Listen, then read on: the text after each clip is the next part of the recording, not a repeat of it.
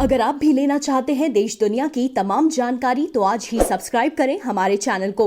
साथ ही नीचे दिए बेल आइकन को जरूर दबाएं ताकि हर अपडेट आप तक पहुंच सके। Farmers of this country are the backbone of this country.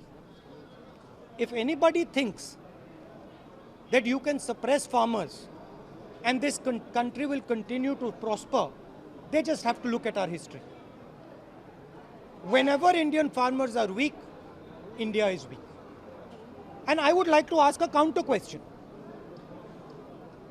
You are suppressing the farmers. You are helping handful of businesses. When Corona comes, you are not helping the common man. You are not supporting the common man. Whose Prime Minister are you? Are you the Prime Minister of the people of India? Or are you the Prime Minister of three selected businessmen? And the final question, what is China doing inside our territory? Why are the Chinese people sitting inside Indian territory, and why is the Prime Minister, why has he got nothing to say about it? Why is the Prime Minister completely silent about the fact that Chinese troops are sitting inside Indian territory? These are the real questions to be asked. I'm very, very proud of what the farmers are doing, and I fully support the farmers, and I will continue to stand with them. I raised their issue in a yatra in Punjab, and we will continue to do it. Mark my words, take it from me, these laws, the government will be forced to take them back. The government in Delhi is under the impression that they can destroy the cultures of this country.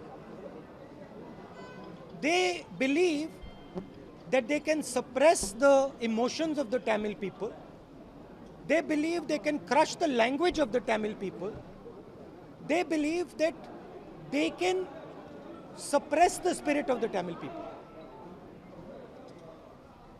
I came to give them a message that nobody is going to suppress the Tamil spirit.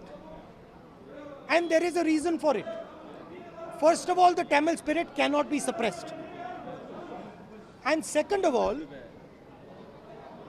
suppressing the Tamil spirit is the worst thing you can do for our country. Because the Tamil spirit, like many other cultures and traditions in this country, are the essence of our country. They are the soul of our country. So I am completely against this idea that there is one particular idea, one particular language, one particular notion in this country. There are many, many different languages, many different ideas, and all these contribute to our strength.